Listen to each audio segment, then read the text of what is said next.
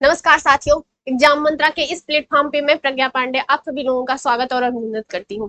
UP triple SC पेट में जो science का सेगमेंट दिया गया है, जो सिलेबस दिया गया है, उसमें हमें पता है कि हमें फिजिक्स, केमिस्ट्री और बायो का अध्ययन करना है। ठीक है, तो हम यहाँ पे जो साइंस के सेगमेंट में जो दिया गया है उसका हम यहाँ पे अध्ययन करने वाले हैं। सबसे पहले हम देखेंगे कि देखिए, परिभाषा पहले देखना जरूरी है क्योंकि हम साइंस पढ़ने वाले हैं, तो हमें ये जानना जरूरी हो जाता है कि आखिर ये साइंस है क्या। ठीक है, थोड़ी सी हम परिभाषा इसमें देखेंगे और उसके बाद हम देखेंगे कि जो यहाँ पे जो फिजिक्स, केमिस्ट्री और बायो है, तो सबसे पहले देखिए मैंने यहाँ पे रखा हुआ है कि जीव विज्ञान, यानी कि हम सबसे पहले यहाँ पे क्या शुरू करेंगे, बायो शुरू करेंगे। तो हम ये देखेंगे कि आखिर ये जो क्वेश्चन पूछता है, देखिए इसमें फैक्चुअल क्वेश्चन पूछता है। ठीक है, तो हम हमसे ये क्वेश्चन पूछा जा सकता है कि आखिर ये बायो जो है क्या है, इसके फादर कौन है। ठीक है, इसका इस जो बायोलॉजी जो वर्ड है, जो जीव विज्ञान शब्द है, उसका पहली बार प्रयोग किसने किया, ये सारी चीजें हमसे पूछी जा सकती हैं।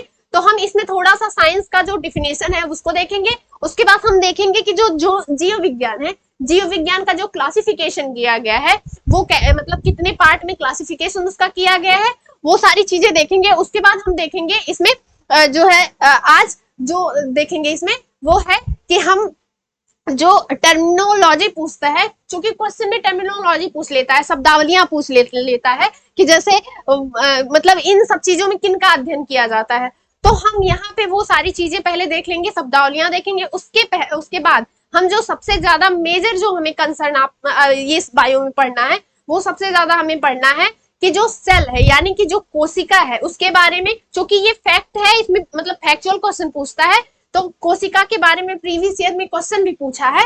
तो जितनी भी हम जिस मतलब ट्रैक पे देख सकते हैं कहाँ कहाँ से क्वेश्चन पूछ सकता है, वो सारी चीजें थोड़ी कोशिका के बारे में देखेंगे और पूरा बढ़िया से यहाँ पे उसका अध्ययन करेंगे। ठीक है, तो हम शुरुआत करते हैं। यहाँ पे सबसे पहले देखिए दोस्तों, जो यहाँ पे हम देखते हैं कि आखिर ये जीव विज्ञान क्या है। सबसे पहले हम यही देखेंगे कि आखिर ये साइंस क्या है। सबसे पहले साइंस देख लेते हैं। आखिर हम साइंस का जो सेगमेंट पढ़ रहे हैं उसमें ये जानना जरूरी हो जाता है। देखिए क्या होता है कि साइंस क्या करता है। सबसे पहले ये क्वेश्चन आना चाहिए माइंड में कि आखिर ये साइंस करता क्या है। ठीक है, तो साइंस जो है एक, आप कह सकते हैं, देखिए साइंस जो है खोज करता है। आपके मन में ये आना चाहिए कि आखिर ये साइंस खोज करता कैसे है। देखिए, जब आप कोई चीज में लॉजिकल थिंकिंग लगाएंगे, उस पर सोचना शुरू करेंगे, तो कुछ तो आप उस पर जो लॉजिकल थिंकिंग लगा रहे हैं वो आउटपुट लगा रहे हैं, उसका इनपुट तो कुछ निकल रहा है। जो आपको जो उसका इनपुट निकलेगा लॉजिकल थिंकिंग लगाने के बाद, जैसे वो सुव्यवस्थित क्रमबद्ध रूप में आपके सामने निकल के आएगा, या यूं कहिए कि जो अनुभव आपको आएगा वो क्या है, वो विज्ञान है। ठीक है, तो विज्ञान जो है वो खोज करता है, और खोज कैसे करता है कि सुव्यवस्थित क्रमबद्ध रूप में या अनुभव के रूप में जो हमें प्राप्त होता है वो क्या है कि वो विज्ञान है। ठीक है, तो हम विज्ञान में सबसे पहले क्या देखते हैं कि जो विज्ञान है वो दो पार्ट में डिवाइडेशन उसका किया गया है। पहला जो पार्ट है वो नेचुरल साइंस है, जो दूसरा हमें पार्ट मिलता है सोशल साइंस का। ठीक है, तो हमें सोशल साइंस से तो कोई लेना देना यहाँ पे नहीं है, क्योंकि ये जीएस का पार्ट तो मान लीजिए है, लेकिन ये साइंस हम यहाँ पे पढ़ रहे हैं। लेकिन तो हम यहाँ पे क्या शुरू करेंगे कि जो उसका क्लासिफिकेशन किया गया है नेचुरल साइंस और सोशल साइंस में, तो जो नेचुरल साइंस का क्लासिफिकेशन भी यहाँ पे दो पार्ट में किया गया है। पहला जो यहाँ पे क्लासिफिकेशन है वो क्या है कि फिजिकल साइंस है। ठीक है, और जो दूसरा पार्ट में यहाँ पे डिवाइड जो किया गया वो मिलता है लाइफ ऑफ बायोलॉजिकल साइंस। तो हमें यहाँ पे क्या पढ़ना है, बायोलॉजी पढ़ना है। तो हम ये देखते हैं कि आखिर जो ये बायोलॉजी है, आखिर ये जो बायोलॉजी है ये क्या है। ठीक है, बायोलॉजी जो है, बायोलॉजी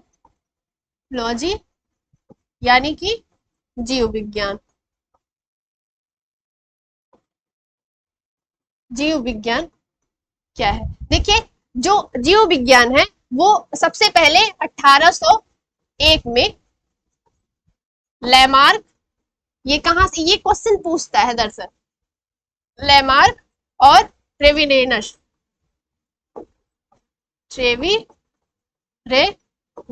इन्होंने सबसे पहले जो ये बायोलॉजी यानी जीव विज्ञान शब्द है वो इन्होंने सबसे पहले यूज किया। ठीक है, देखिए बायोलॉजी जो है दो शब्दों से मिलकर बना, चूंकि हमें इसका थोड़ा सा यहाँ पे अध्ययन करना पड़ेगा, तो ये दो शब्दों से है।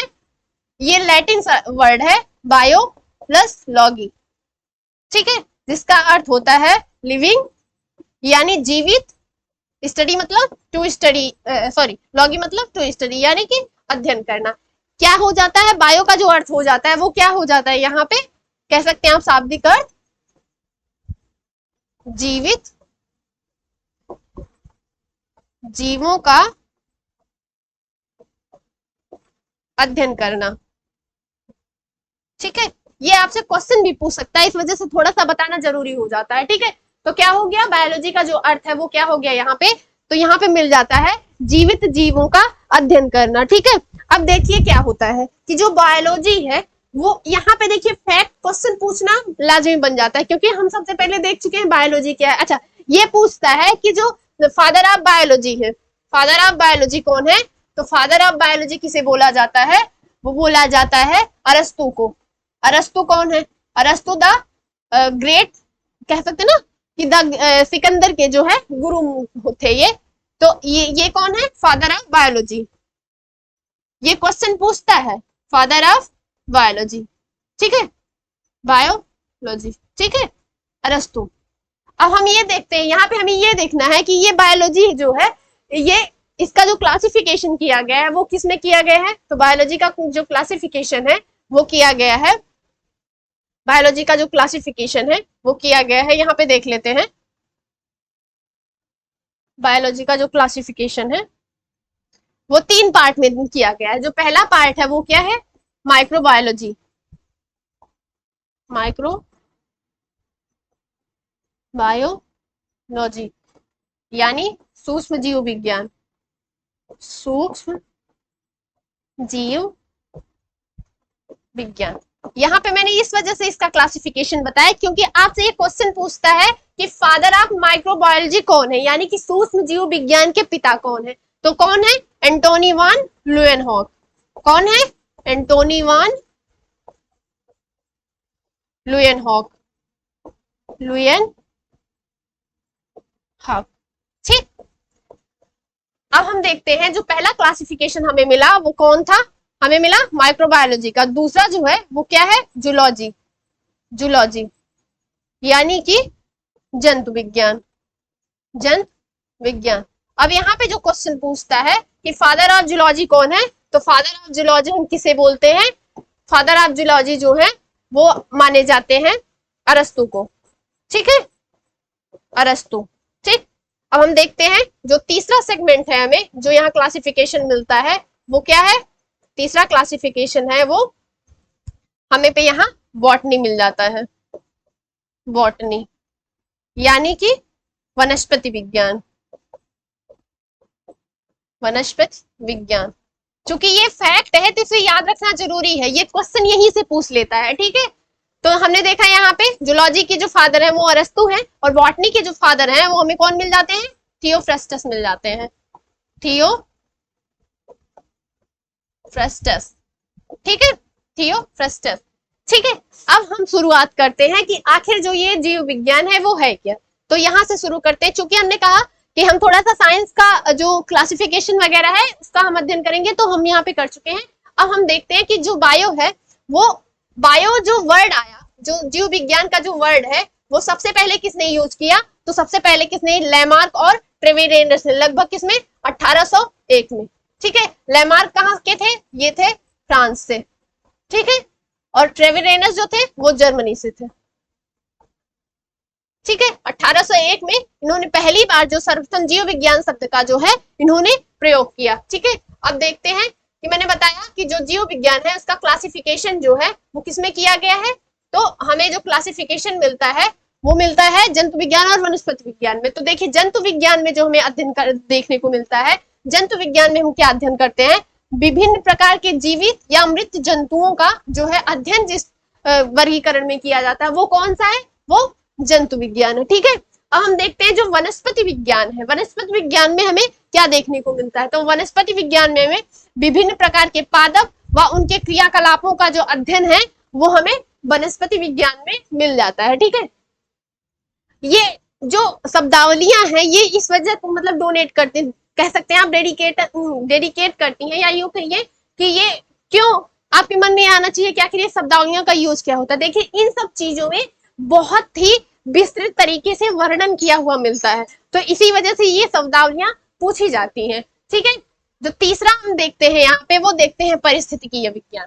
देखिए पारिस्थितिकीय विज्ञान में क्या होता है कि सजीवों पर उनके चारों ओर पर्यावरण के प्रभाव का जो अध्ययन करते हैं वो किसमें करते हैं, वो पारिस्थितिकीय विज्ञान में यानी कि इकोलॉजी में करते हैं। ठीक है, अब देखते हैं कि अनुवांशिकी क्या है। अनुवांशिकी में हम देखिए जीवों के अनुवांशिक लक्षणों या उनकी वंशागति का अध्ययन करते हैं। मतलब एक दर से एक पीढ़ी से दूसरी पीढ़ी में जो वंशानुगत लक्षण जो ट्रांसफर होते हैं उनका जो अध्ययन किया जाता है वो किन में किया जाता है, वो अनुवांशिकी में किया जाता है। ठीक है, अब देखते हैं जेरोंटोलॉजी। जेरोंटोलॉजी आखिर क्या है, देखिए मनुष्य में वृद्धावस्था या काल प्रभावन के सामाजिक या संज्ञान, मनोवैज्ञानिक तथा जैविक पहलुओं का अध्ययन किया जाता है।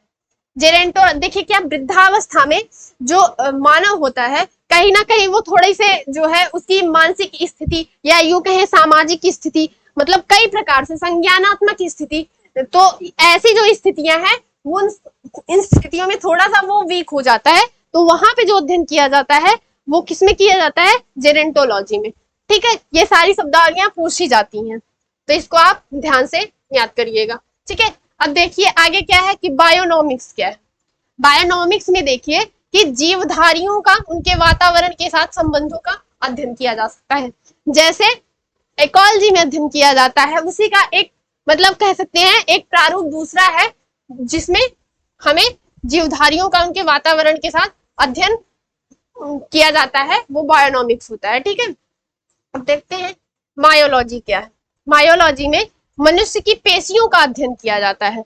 मनुष्य की पेशियां जो कह सकते हैं आप जितनी भी पेशियां हैं जिन मनुष्य के जो वंश निर्मित हैं उनका जो अध्ययन किया जाता है वो मायोलॉजी में किया जाता है। अब देखते हैं फ्रेनोलॉजी।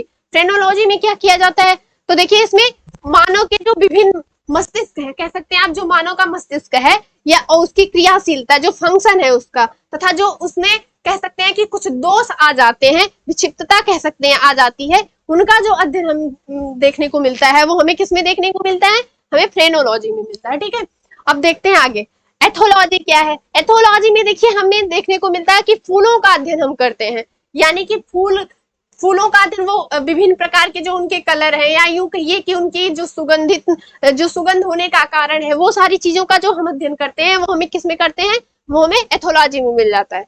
अब देखिए आगे क्या है, देखिए अंकोलॉजी क्या है।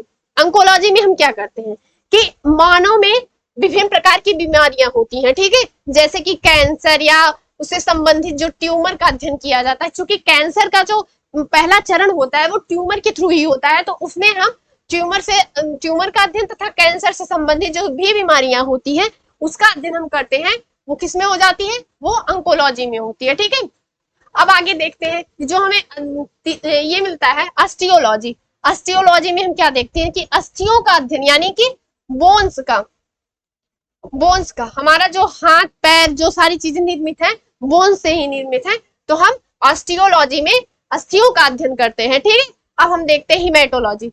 देखिए हिमेटोलॉजी एक वर्ड सुन के आपके माइंड में ये आना चाहिए कि हिमेटो मतलब जो हीमोग्लोबिन होता है, जो मतलब ब्लड का जो कलर है वो हीमोग्लोबिन के कारण होता है रेड, तो हिमेटो से सुन के समझ में आना चाहिए कि यार ऐसा कुछ मतलब हो सकता है। तो हम इसको याद करने का अच्छा तरीका है कि आप हिमेटो देखिए और हिमेटो से देखिए सोचिए कि थोड़ा सा हाँ यार उसमें हो सकता है, तो आप हिमेटोलॉजी से क्या थोड़ा सा याद कर सकते हैं कि रुधिर का अध्ययन यानी कि हीमोग्लोबिन जैसा कुछ वर्ड आ जाता है माइंड में, तो हम क्या सोच सकते हैं उसका अध्ययन जो किया जाएगा वो किसमें होगा, हिमेटोलॉजी में होगा। ठीक है, अब देखते हैं जो आगे दिया गया है वो क्या है, वो न्यूरोलॉजी दिया गया है। जैसे आप कोई तंत्रिका तंत्र से संबंधित आपको कोई रोग हो जाता है तो आप सीधे जाते हैं कहाँ पे, न्यूरोलॉजिस्ट के पास जाते हैं। ठीक है, तो वो क्या करता है, वो तंत्रिका तंत्र से संबंधित जो भी रोग हुए हैं उनका जो है अध्ययन करता है, इलाज करता है। तो हम न्यूरोलॉजी में क्या करते हैं कि तंत्रिका तंत्र से संबंधित अध्ययन करते हैं। ठीक है, अब देखिए हमें क्या मिलता है, जो पैथोलॉजी है रोगों की प्रकृति लक्षणों व कारकों का अध्ययन। देखिए आप जब बीमार होते हैं तो आप किसको दिखाने जाते हैं, सबसे पहले तो आप पैथोलॉजिस्ट को दिखाने जाते हैं। ठीक है, तो वो जो अध्ययन वहां पे किया जाता है, जो पैथोलॉजी के थ्रू किया जाता है अध्ययन, वो रोगों की प्रकृति क्या है, उनके लक्षण क्या है, अच्छा उनके होने के जो कारक है वो क्या क्या है, तो उसका इन सब का जो अध्ययन किया जाता है हमें कहाँ मिलता है, वो हमें पैथोलॉजी में मिलता है। ठीक है, अब हम आगे देखते हैं जो ऑर्नियोलॉजी दिया गया है। देखिए इसमें क्या अध्ययन होता है, उसमें पक्षियों का अध्ययन होता है।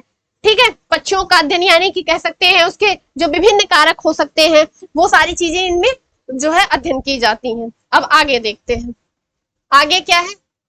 देखिए अब ये एपीकल्चर क्या है, आप कह सकते हैं कि जो व्यापारिक स्तर पे कह सकते हैं कि बी का जो प्रोडक्शन होता है, यूं कहिए कि जो शहद यानी हनी बनाई जाती है, सॉरी, व्यापारिक स्तर के लिए यानी बेचने के लिए, तो शहद का जो उत्पादन होता है, ठीक है, तथा फसलों में परागण हेतु मधुमक्खी पालन, ये जो सारा अध्ययन किया जाता है शहद बनाने के लिए जो मधुमक्खियों का पालन किया जाता है और परागण के लिए मधुमक्खियों का जो पालन किया जाता है वो किसमें होता है, वो एपीकल्चर में होता है। ठीक है, अब देखिए पीसी कल्चर में क्या है। पीसी कल्चर में हम देखते हैं कि मत्स्य का पालन यानी मछलियों का जो है पालन किया जाता है। ठीक है, अब देखिए सेरीकल्चर क्या है। सेरीकल्चर में जैसे इस वर्ड से पता चल जा रहा है कि रेशम जैसा कुछ जो है पालन किया जाएगा।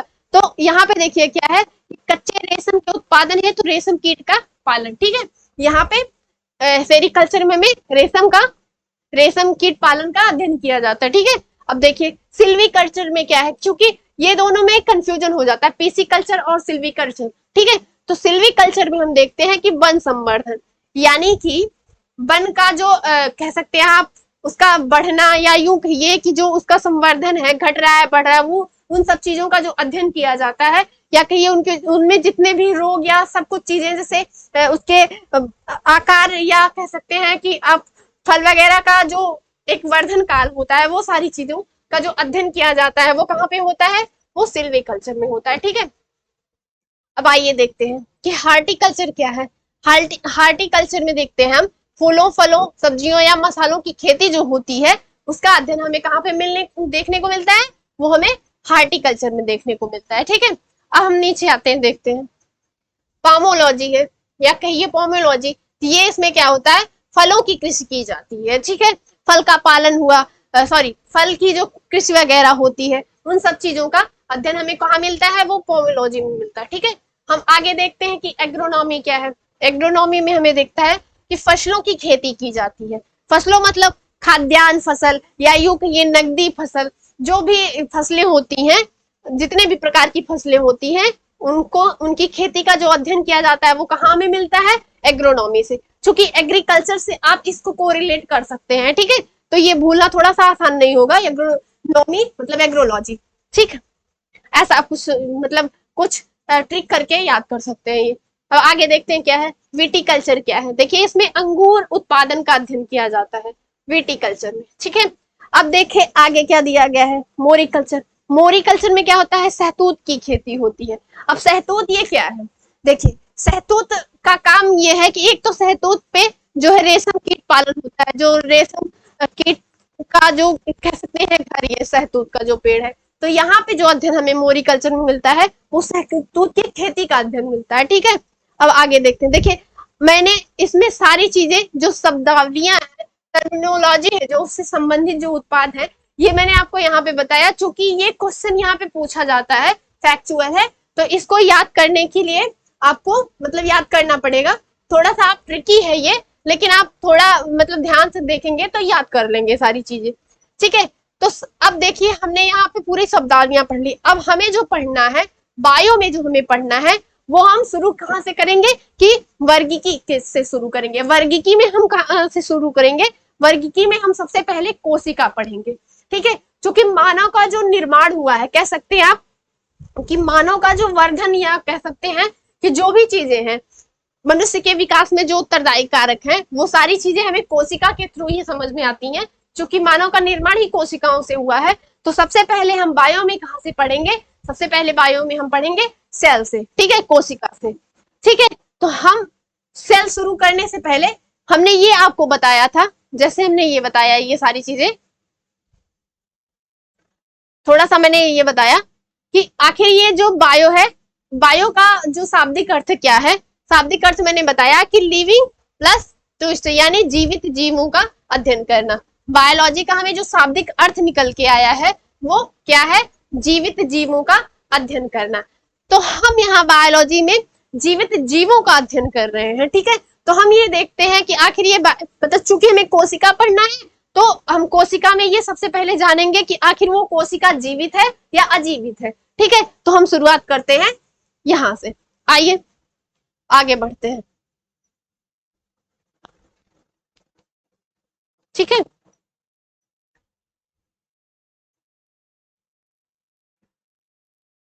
देखिए यहाँ पे हमें कोशिका, चूंकि देखिए जो सेल है हमें यहाँ से क्वेश्चन पूछता है। ठीक है, सेल हमें यहाँ से क्वेश्चन पूछता है, तो सबसे पहले हम ये देखेंगे कि आखिर ये जो सेल है इसका निर्माण कैसे हुआ है। ठीक है, इससे मानव का निर्माण कैसे हुआ, ये सारी चीजें हम एक प्रोसेस के थ्रू देखेंगे। फिर ये देखते हैं कि आखिर ये कोशिका सिद्धांत क्या है, किसने दिया है। ठीक है, ये सारी चीजें हम यहाँ पे देखेंगे। ठीक है, तो हम यहाँ पे कोशिका से शुरू करते हैं, कोशिका से शुरू करते हैं। देखिए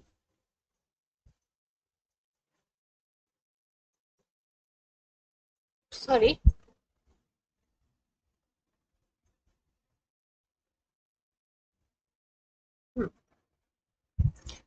देखिए हम सबसे पहले ये देखेंगे कि आखिर जो ये कोशिका है ये क्या है। देखिए हमने पहले पढ़ा कि जीवित जीवों का हम अध्ययन करते हैं, तो जीवित कोशिका क्या हो सकती है, जीवित भी हो सकती है और अजीवित भी हो सकती है। तो देखिए सबसे पहले हम ये देखेंगे कि ये कोशिका जो निकल के आई किसने खोजा। यहाँ पे फैक्चुअल क्वेश्चन पूछता है, थोड़ा सा हम इसका बैकग्राउंड डिस्कस कर लेते हैं यहाँ पे। ठीक है, बैकग्राउंड डिस्कस कर लेते हैं। देखिए क्या है कि जो कोशिका है, मानव कह सकते हैं, पहले हम ये देखेंगे कि जो मानव का जो शरीर है, मानव शरीर जो है, मानव शरीर यानी उसकी जो बॉडी है उसका निर्माण कैसे हुआ है। तो मानव शरीर तो ऐसे कुछ नहीं बन सकता है, शरीर में मतलब शरीर ही तो नहीं है। तो हम ये देखेंगे कि जो शरीर का निर्माण हुआ है वो किससे हुआ है। तो हम शरीर का जो निर्माण हुआ है वो अंगों से हुआ है। ठीक है, ऑर्गेन्स से हुआ है, ऑर्गेन्स से हुआ है। ठीक है, अब ये ऑर्गेन्स क्या है, और अब ये देखेंगे कि ऑर्गेन्स का निर्माण किससे हुआ है। तो हम यहाँ देखते हैं कि ऑर्गेन्स जो है, ऑर्गेन्स का जो निर्माण है वो किससे हुआ है, ऊतकों से हुआ है, यानी कि टिश्यूज से हुआ है, टिश्यूज से हुआ है। ठीक है, अब देखिए ऊतक का जो निर्माण है वो किससे हुआ है। तो यहाँ पे देखते हैं ऊतकों का जो निर्माण है वो कोशिका से हुआ है, कोशिका यानी सेल से हुआ है। अब ये देखिए ये आ जाता है कि जो मानव शरीर है, मानव शरीर का जो निर्माण हुआ है वो सबसे छोटी इकाई जो यहाँ पे निकल के आई है वो क्या है, वो कोशिका है। तो कह सकते हैं कि लगभग 6 से 7 ट्रिलियन जो कोशिकाओं से मानव शरीर का जो है यहाँ पे निर्माण हुआ है। तो हम यहाँ देख लेते हैं कि जो देखते हैं जो कोशिका है वो क्या है, वो सबसे छोटी इकाई निकल के यहाँ पे आई, क्योंकि जो शरीर है, शरीर का जो निर्माण हुआ वो अंगों से हुआ है। ठीक है, उसके बाद जो अंग है उनका निर्माण जो हुआ है ऊतकों से हुआ है। उसके बाद हम देखते हैं जो ऊतक है, ऊतकों का जो निर्माण हुआ है वो कोशिकाओं से हुआ है। ठीक है, कोशिकाओं से हुआ है। तो हमारे यहाँ पे क्या निकल के आता है कि ये कोशिका सिद्धांत निकल के आ जाता है। चूंकि ये सबसे छोटी इकाई है तो स्लाइडन और स्वान ने क्या कहा लगभग 1839 में, 38 से 39 में उन्होंने कोशिका सिद्धांत दिया। उन्होंने कहा कि जो कोशिका है वो मानव शरीर की यानी जीवित जीवों की सबसे छोटी संरचनात्मक और क्रियात्मक इकाई है। तो जो यहाँ कोशिका हमें निकल के आई वो क्या है, सबसे छोटी इकाई निकल के आई है, छोटी इकाई। ठीक है, यानी कि किसकी, जीवित जीवों की, जीवित जीवों की। ठीक है, और ये जो छोटी इकाई निकल के आई ये किसने दिया, ये कोशिका सिद्धांत है, कोशिका सिद्धांत यानी सेल थ्योरी। किसने दिया, ये दिया 1838 से 29 में स्लाइडन और स्वान ने। और इन्होंने किस पे प्रयोग किया, स्लाइडन,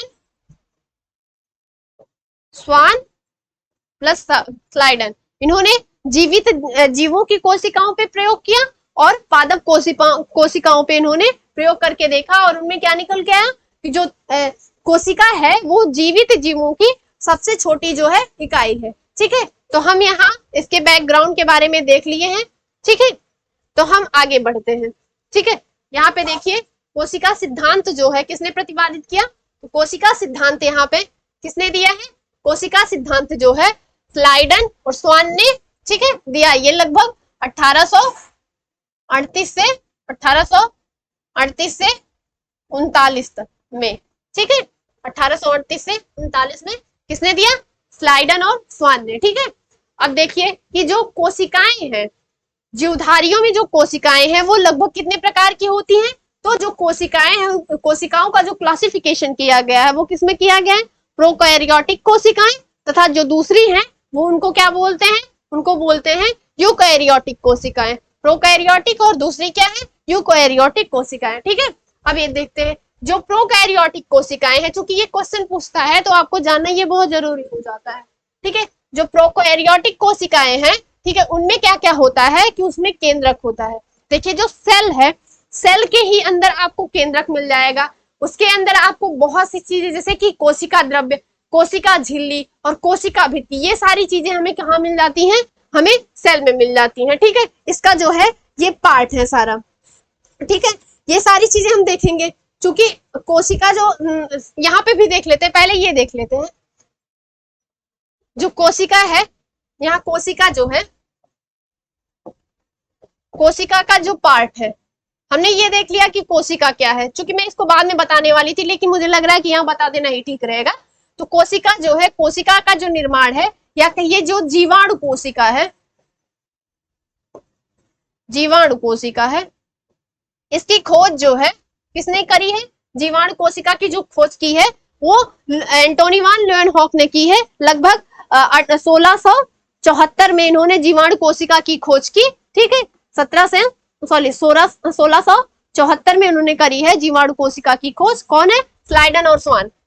देख लेते हैं कौन है, स्लाइडन और स्वान, सॉरी एंटोनी वान ल्यूएनहॉक, सॉरी वो एंटोनी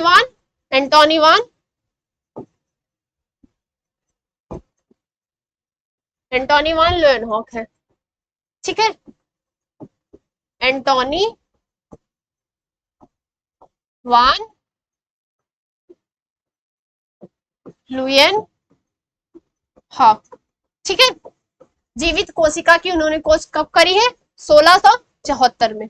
अच्छा, इन्होंने क्या किया कि जब इन्होंने जीवित कोशिका की खोज की तो इनको कोशिकाओं के ऊपर एक मोटी सी आवरण दिखी। ठीक है, जिसे इन्होंने क्या नाम दिया, कोशिका भित्ति। यानी कोशिका को जो सुरक्षा प्रदान करती है वो क्या हो जाती है, वो कोशिका भित्त कही जाती है। ठीक है, अब इस कोशिका के अंदर ही आपको क्या मिल जाता है, केंद्रक मिल जाता है, यानी कि न्यूक्लियस, केंद्रक। ठीक है, अब इस केंद्रक की खोज 1831 में किसने करी है, रॉबर्ट ब्राउन ने, रॉबर्ट ब्राउन। ठीक है, 1831 में केंद्रक की खोज जो है किसने करी है, रॉबर्ट ब्राउन ने करी है। ठीक है, ये जो केंद्रक है ये बोला जाता है कि जो कोशिकाओं का कह सकते हैं आपकी संचालक है, कोशिका के सभी कार्य का जो संचालन करता है वो कौन करता है, वो ये केंद्रक करता है। ठीक है, कोशिका के कार्यों का संचालन करता है। अब आगे देखते हैं, मैंने इसको यहाँ पे समझा दिया है तो ये आगे समझने में थोड़ा सा सही रहेगा। अब ये केंद्रक वगैरह समझ में आएगा कि केंद्रक कहाँ मिलता है आपको, कोशिकाओं के अंदर मिलता है। ठीक है, ठीक, अब ये देखते हैं कि जो प्रोकैरियोटिक कोशिकाएं हैं उनमें क्या क्या होते हैं, उनमें केंद्रक होते हैं। ठीक है, उनमें क्या क्या चीजें पाई जाती है, ये सारी चीजें हम देख लेते हैं कि आखिर ये प्रोकैरियोटिक कोशिकाएं जो है वो क्या है, हम यहाँ पे यही देखने की कोशिश कर रहे हैं। ठीक है, देखिए कोशिका दो प्रकार की होती है, हमने पढ़ लिया है। तो प्रोकैरियोटिक कोशिका में हम देखते हैं कि केंद्रक, केंद्रक कला, केंद्रिका, कलायुक्त कोशिकांग, ठीक है, इत्यादि जो है वो सारी चीजें नहीं पाए जाते हैं। ठीक है, ये ध्यान देना है कि प्रोकैरियोटिक कोशिकाओं में हमें क्या क्या चीजें नहीं मिलती हैं, हमें केंद्रक नहीं मिलता, केंद्रक कला नहीं मिलता, केंद्रिका नहीं मिलती, हमें कलायुक्त जो कोशिकांग पाए जाते हैं वो हमें प्रोकैरियोटिक कोशिकाओं में नहीं मिलते हैं। ठीक है, इनमें अनुवांशिक पदार्थ पाया जाता है। ठीक है, इन जो ये सारे हैं केंद्रक, केंद्रक कला, केंद्रिका, कलायुक्त कोशिकांग, ये इन सब में क्या होता है, इसमें अनुवांशिकी पदार्थ पाया जाता है। लेकिन ठीक है, इनमें हिस्टोन प्रोटीन संयुक्त नहीं होती है। ये ध्यान देने वाली बात है कि हिस्टोन प्रोटीन संयुक्त नहीं होती है। ठीक है, इसमें देखते हैं कि राइबोसोम जो है वो उपस्थित होता है। क्या होता है? राइबोसोम जो है उपस्थित होता है। ठीक है, ये आप इसको टैग कर सकते हैं क्योंकि ये बहुत जरूरी हो जाएगा, क्वेश्चन पूछ लेगा तो समझ में नहीं आएगा। ठीक है, अब आगे देखते हैं कि जो यूकैरियोटिक कोशिकाएं हैं उसमें क्या होता है कि पूर्ण विकसित केंद्र होता है, केंद्रिका होती है, कलायुक्त कोशिकांग पाए जाते हैं, यानी ये केंद्रीय कह सकते हैं आप, केंद्रक। ठीक है, न्यूक्लियस, ये न्यूक्लियस बोलते हैं इसको। ठीक, न्यूक्लियस। यूकैरियोटिक कोशिकाओं में हमें क्या क्या देखने को मिलता है? उसमें न्यूक्लियस मिलता है, केंद्रिका मिलती है, ठीक है, कलायुक्त कोशिकांग उसमें पाए जाते हैं, ठीक है, आदि उपस्थित होते हैं। ठीक, अब इसमें देखते हैं कि जो ये कोशिकाएं हैं इसमें हिस्टोन प्रोटीन, अब ये हिस्टोन प्रोटीन क्या है? हिस्टोन प्रोटीन क्या होती है कि जो अनुवांशिकी कारक होते हैं उनके जो निर्धारण में ये महत्वपूर्ण भूमिका निभाती है। ठीक है, हिस्टोन प्रोटीन, तो हमें यूकैरियोटिक कोशिकाओं में जो है हिस्टोन प्रोटीन मिलती है। ठीक है, अच्छा, ये जो इस प्रकार की जो कोशिकाएं हैं वो हमें कहाँ कहाँ मिलती हैं? तो हम देखते हैं कि पेड़ पौधों, जंतुओं, कुछ शैवालों इत्यादि में जो यूकैरियोटिक कोशिकाएं हैं वो पाई जाती हैं। और इसमें देख लेते हैं कि जो प्रोकैरियोटिक कोशिकाएं हैं वो हमें नीली हरित शैवाल में, नीली हरित शैवाल में पाई जाती हैं। ठीक है, नीली हरित शैवाल में हमें देखने को मिलती हैं। अब आइए देखते हैं, देखिए इसमें जो ये कोशिकाएं हैं उसमें क्या होता है, इसमें राइबोसोम की जो है भूमिका जो है सर्वाधिक महत्वपूर्ण हो जाती है। जो ये वर्ड आ गया है सर्वाधिक महत्वपूर्ण हो जाती हैं। तो हम सबसे पहले ये देखेंगे कि आखिर जो है ये राइबोसोम है क्या। देखिए राइबोसोम जो है ये क्या है, ये केंद्रिका का जो कोशिका है, कोशिका जो है, कोशिका यानी सेल जो है, सेल का क्या है, भाग है राइबोसोम। ठीक है, अब यहाँ पे जो हमें क्वेश्चन पूछेगा, हमें क्वेश्चन ये पूछेगा कि जो ये राइबोसोम है, राइबोसोम जो है इसकी खोज किसने करी है?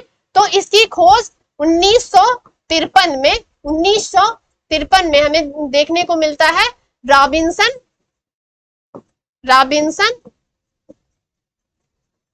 प्लस ब्राउन, रॉबर्ट्स ब्राउन, जिन्होंने जो है केंद्रक की खोज की, यानी न्यूक्लियस की जिन्होंने खोज की है, उन्होंने ही क्या की है, राइबोसोम की भी खोज की है 1553 में। अच्छा, इन्होंने पहले देखा है, रॉबिन्सन और ब्राउन ने जो देखा है, इन्होंने पहले जीव कोशिका देखा, जीव कोशिका पे इन्होंने राइबोसोम की ये पादप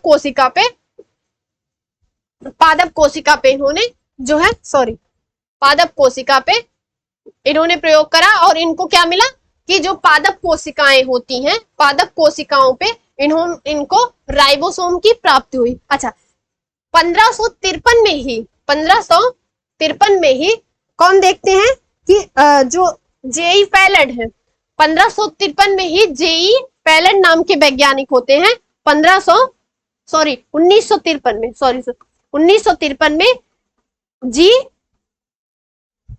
लिखने के लिए थोड़ी सी जगह बनाते हैं।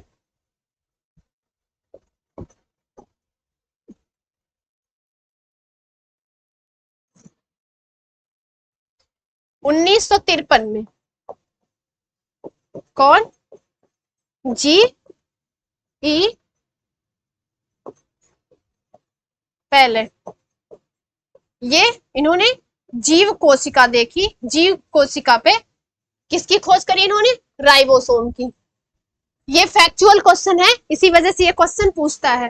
तो सबसे पहले जो पादप कोशिका पे राइबोसोम की खोज किसने की, 1553 में रॉबिन्सन और ब्राउन ने। ठीक है, उसके बाद 1553 में ही जीई पैलेड ने जीव कोशिका पे खोज करी और उन्होंने क्या खोजा कि राइबोसोम जो है उन्होंने जीव कोशिका में खोजा। अच्छा ठीक है, ये देख लेते हैं। अच्छा, ये जो राइबोसोम है इसका जो नामकरण जो किया गया वो 1958 में रॉबर्ट्स ने इनका नामकरण किया राइबोसोम का। क्योंकि ये फैक्ट है, ये ज्यादा क्वेश्चन राइबोसोम से उठा के पूछ लिया जाता है और लास्ट ईयर में लगभग आपको 1-2 क्वेश्चन था जिसमें से देखने को मिल जाएंगे। ठीक है। अब ये देखते हैं कि राइबोसोम को प्रोटीन की फैक्ट्री कहा जाता है।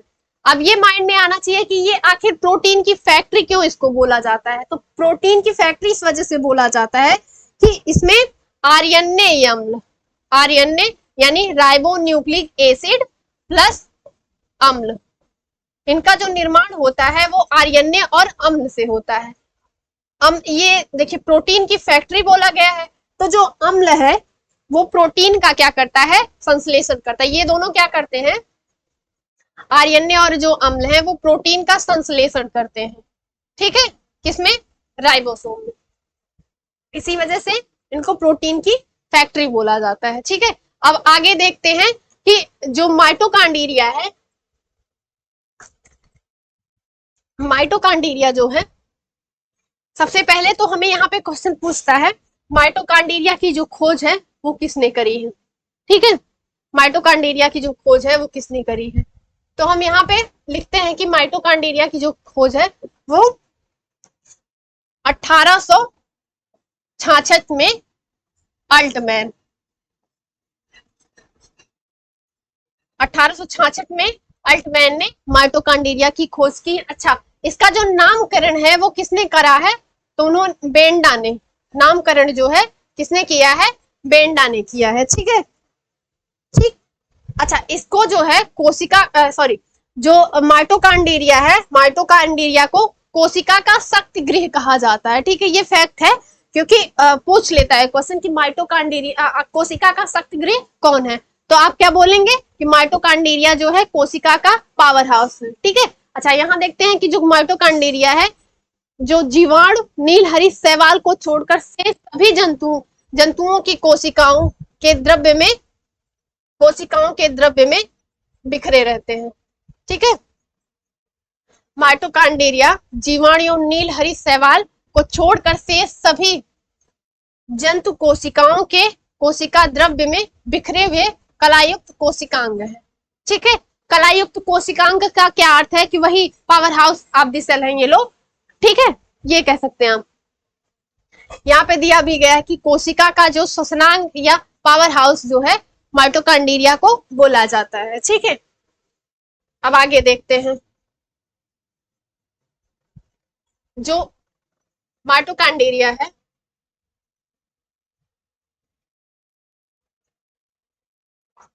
जो माइटोकांड्रिया है,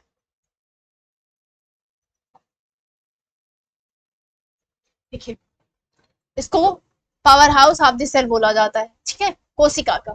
अब आगे देखते हैं क्या है कि कोशिकीय श्वसन में अधिकतम एटीपी मतलब एडेनोसिन ट्राइफॉस्फेट अणुओं को उत्पन्न करने वाला क्रेब्स चक्र है।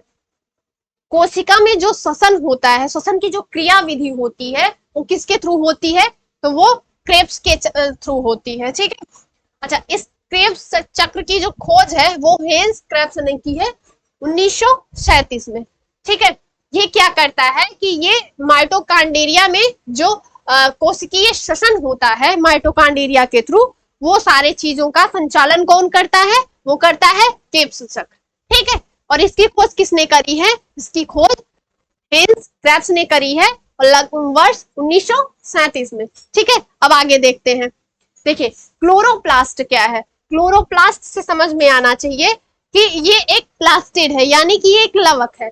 क्लोरोप्लास्ट हरित लवक, यानी कि जो पत्तियों में हमें मिलता है वो क्या मिलता है, हरापन का जो कारण है वो क्लोरोप्लास्ट ही मिलता है। ठीक है, तो क्लोरोप्लास्ट में सौर्य ऊर्जा एटीपी में बदलती है।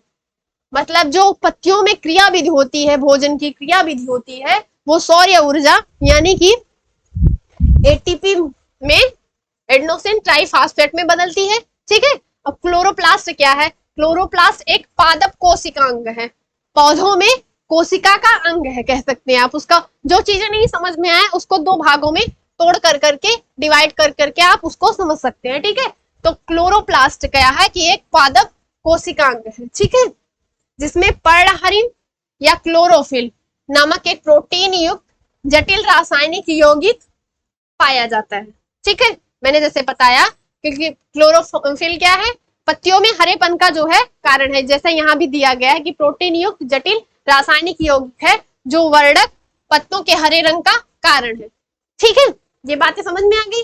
अब आगे देखते हैं, आगे देखते हैं कि जो गाल्जी काय है, गाल्जी बॉडी, इसी को हम गाल्जी काय भी कहते हैं या गाल्जी कॉम्प्लेक्स कहते हैं। ठीक है, या गाल्जी उपकरण के नाम से भी इसे जाना जाता है। ठीक है, इसका सर्वप्रथम जो खोज इसकी किए वो कैमलो गाल्जी में लगभग 1989 में कैमलो गाल्जी ने, ये जो है इटली के निवासी थे। कहाँ के थे? इटली के। ये वैज्ञानिक थे कैमलो गाल्जी, वो इटली से थे।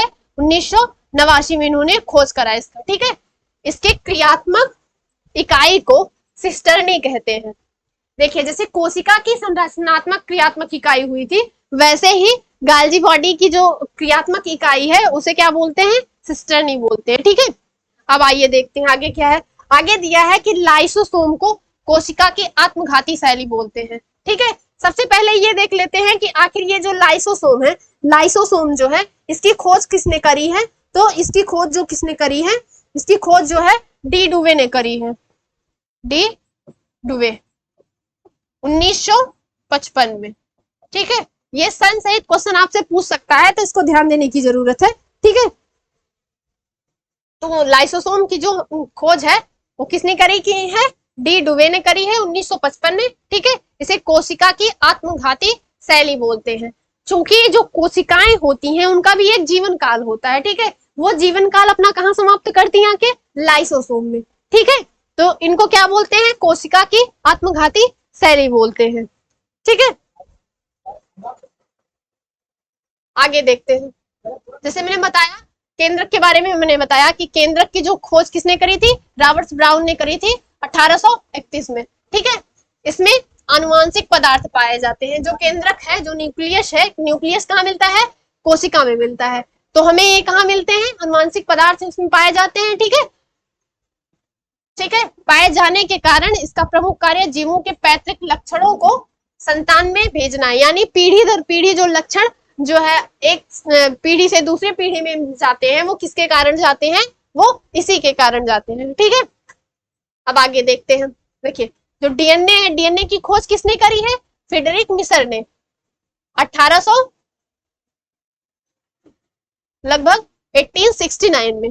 ठीक है, डीएनए की खोज जो करी है किसने करी है? फ्रेडरिक मिसर ने 1869 में। ठीक है, अच्छा, जो डीएनए का डबल हेलिक्स मॉडल किसने दिया है?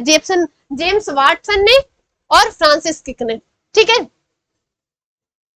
जो ये डीएनए है वो कहाँ कहाँ मिलता है? देखिए, यह नाभिक के अलावा माइटोकॉन्ड्रिया और हरित लवक के कोशिकांग में भी पाया जाता है। जो डीएनए है, ये क्वेश्चन पूछ लेता है कि जो डीएनए की खोज किसने करी है, सबसे पहले क्वेश्चन पूछेगा तो फ्रेडरिक मिसर ने 1869 में करी है। ठीक है, और उसके बाद देखते हैं उसका जो क्वेश्चन पूछेगा, दूसरा जो क्वेश्चन पूछेगा डीएनए से, वो पूछ सकता है कि डीएनए का डबल हेलिक्स मॉडल किसने दिया है? तो किसने दिया है? जेम्स वाटसन ने और फ्रांसिस क्रिक ने।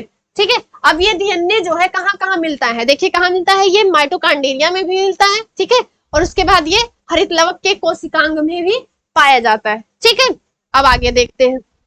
देखिए क्या है, मनुष्य जो है एक लिंगी प्राणी है, मतलब मानव में जो होता है वो एक लिंग होता है। तो क्या हो उसको बोल सकते हैं? वो एक लिंगी प्राणी है। ठीक है, जिसमें गुणसूत्रों की कुल संख्या लगभग 23 जोड़ी पाई जाती है, यानी कि 46 पाई जाती है। ठीक है, अब देखते हैं कि ये जो गुणसूत्र है वो पुरुषों में 44 प्लस XY, यानी जो हमें 22 जोड़ी जो गुणसूत्र मिलते हैं वो पुरुषों में हमें कितने मिलते हैं? लगभग हाँ, पुरुषों में हमें 44 प्लस XY, यानी जो लिंग हार्मोन्स है जो डिसाइड करता है कि ये कौन सा लिंग बनेगा, वो क्या है? वो पुरुषों मतलब पुरुषों और महिलाओं दोनों में XX और XY। ठीक है, पुरुषों में क्या है? 44 प्लस X, यानी कि जो गुणसूत्र 22 है, ठीक है, वो निर्धारण नहीं करते। जो 23वां गुणसूत्र हमें मिलता है वो हमें वो लिंग का जो है, लिंग का निर्धारण हमें कौन करता है?